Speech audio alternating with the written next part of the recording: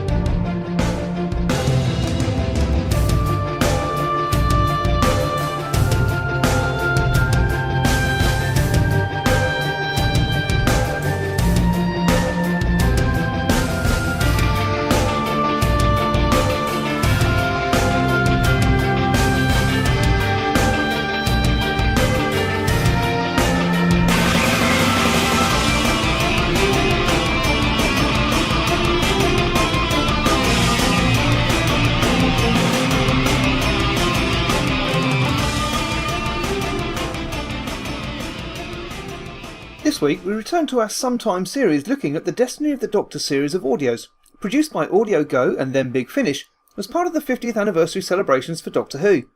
Starting with number 6, Trouble in Paradise.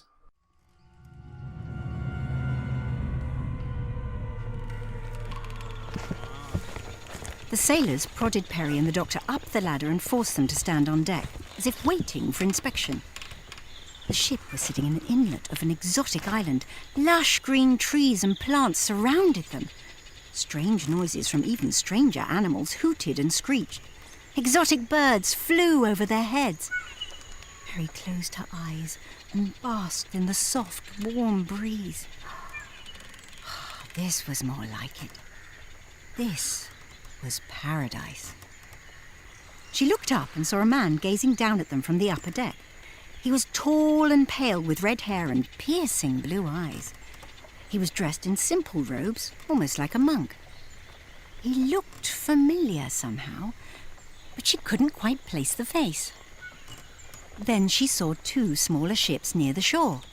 Her eyes strained to read their names, and at last she could make out Nina and Pinta written on their sides. She gripped the Doctor's sleeve urgently. "Doctor, I think I know who this ship belongs to." Just then, she thought she saw something. A shadowy shape lurking behind a timber. A hairy, shadowy shape with horns and a tail. Something that touched upon her darkest fears and superstitions. She stared harder into the shadows and saw... nothing.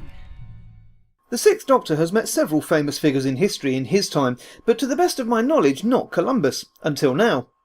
Responding to a desperate summons from his future self, the Doctor and Perry find themselves on a sailing ship in 1942, where the crewmen are gripped by a superstitious fear. They say the devil walks among them, stalking and striking them down. Even though they've landed in paradise, they fear that El Diablo himself will drag them over the edge of the world and into the depths of hell. When the Doctor and Perry meet the captain of the ship, they both discover that heroes can sometimes behave unheroically. Perry's reaction leads her into deep water, and soon the Doctor fears not only for her life, but also for the existence of the ship, the Paradise Island, and the universe itself. This is an exciting story that takes the listener along for the ride in what would be described, if it were an ordinary book, as an unput-downable adventure. Nicola Bryant's reading is both soothing to the ear, as well as encapsulating of the moment when reading the narration.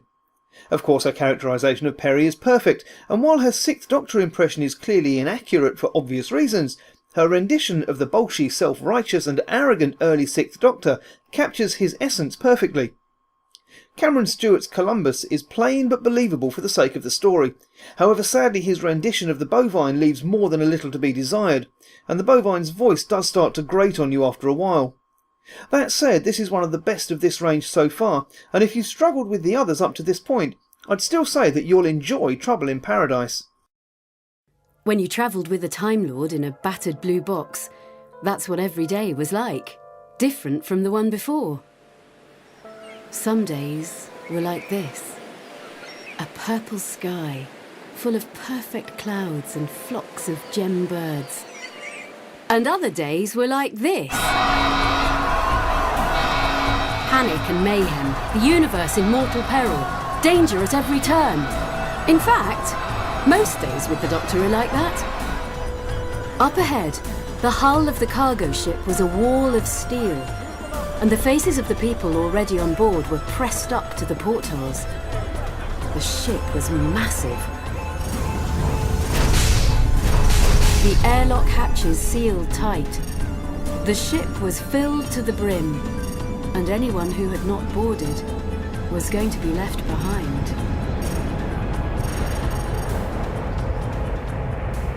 Doctor Who, Shockwave.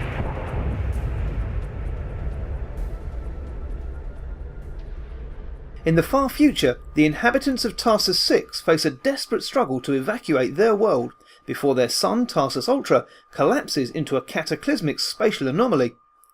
When the Doctor navigates the TARDIS to a space station orbiting Tarsus 6, Ace assumes that he intends to offer their assistance, but it soon becomes clear that the Doctor has an agenda of his own. With the TARDIS immobilised, Ace realises that their own lives are as much in danger as those of the fleeing inhabitants, and the race is on to escape the destruction of Tarsus 6 and the devastating shockwave that will follow, reaching out and destroying everything in its wake. This is a future-set space opera. While Sophie Aldred reads the narration ably, it's very true to say that her Sylvester McCoy impression is frustratingly wide of the mark. The somewhat generic Scottish accent that she uses very quickly causes the listener to forget that it's the Seventh Doctor she's trying to play, until the narrative confirms it again.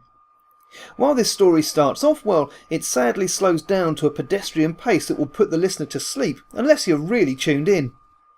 In fairness, if you can stick with it, this recording is worth the effort that it takes, even if only for the completionists out there that want to have heard every story in the series. I would just about recommend this story, though mainly because I am one of the aforementioned completionists.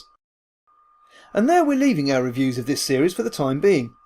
We'll be back with them in a few weeks' time, with reviews of number 8, Enemy Aliens,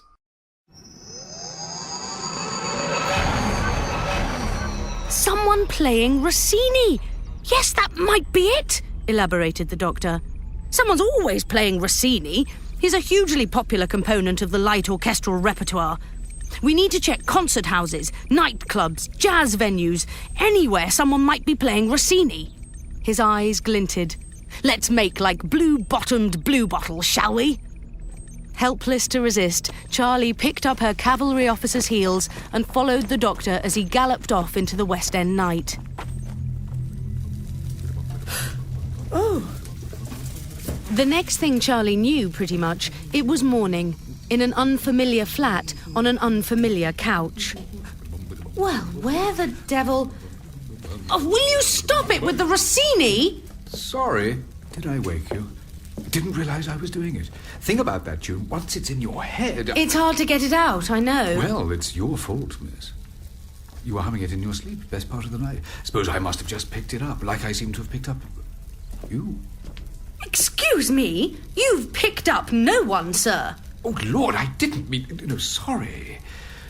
Don't you remember getting here? From the music hall? Wherever here is, no. Just my little old bachelor flat in Portland Place. Look, that's a broadcasting house. And the little old bachelor is? Hilary Hammond.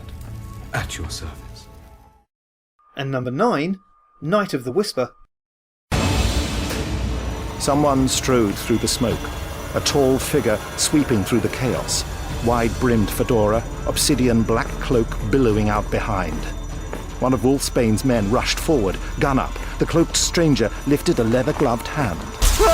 Kobold's blue energy sparked from the newcomer's fingers, hitting the heavy in the chest, knocking him back. The guard was dead before his body thumped down beside Rose. He hadn't just been shot, he'd been desiccated. His withered corpse smoked, all sallow cheeks and wrinkled skin. A shadow fell over Rose. Stomach knotting tighter, she looked up, straight into a featureless mask. "Justice will be served," the stranger hissed. There was nowhere to run. Looming over Rose, the masked man raised his arm. Death-dealing fingers pointed at her. Screwing up her eyes, Rose waited for the blast. "Justice for all." Miss Tyler, this is... Inspector George Dixon, the newcomer announced. New, Scotland Yard. from Earth. Oblivious to the Commissioner's glare, Inspector Dixon plonked himself on a chair opposite Rose. "I'm helping the locals investigate this Whisper bloke. Saw him, didn't you?" Rose leaned in. "Yeah, at the club." Dixon mirrored her. "Fantastic.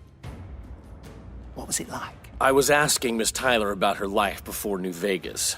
We don't have any records. "Course, silly me." The inspector clicked his fingers and snatched up McNeil's datapad. His fingers ran across the touchscreen for just a few seconds.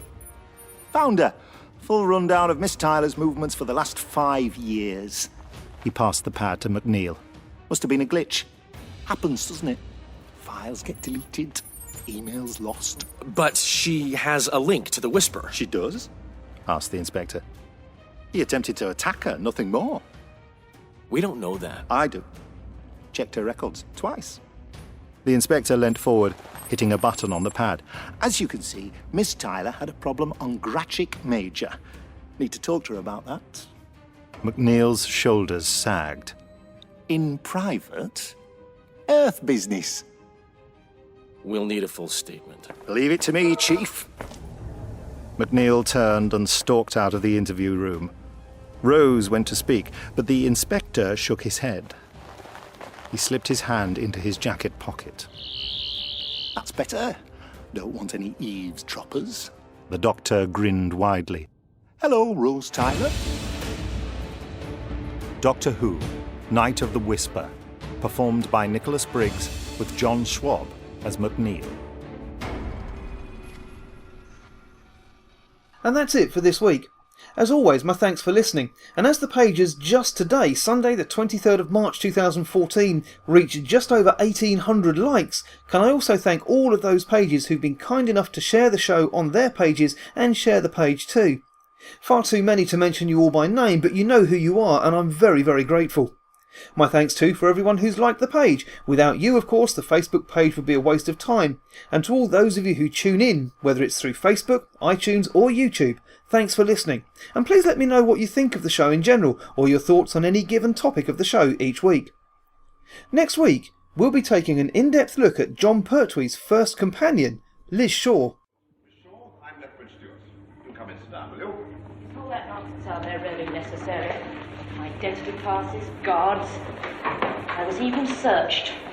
Security. Rather amusing, don't you think? No, you don't. I've an important research program going ahead at Cambridge. Yes, I know. I'm an expert in meteorites, degrees in medicine, physics, and a dozen other subjects. Just the sort of all-rounder I've been looking for. How I feel doesn't matter. We need your help, Miss Shaw. I'm just not interested in security work. Security? Producing invisible ink. That sort of thing. We're not exactly spies here at UNIT. Then what do you do, exactly? We deal with the odd, the unexplained. We're living on Earth. Or even beyond. Alien invaders? Little blue men with 3 heads.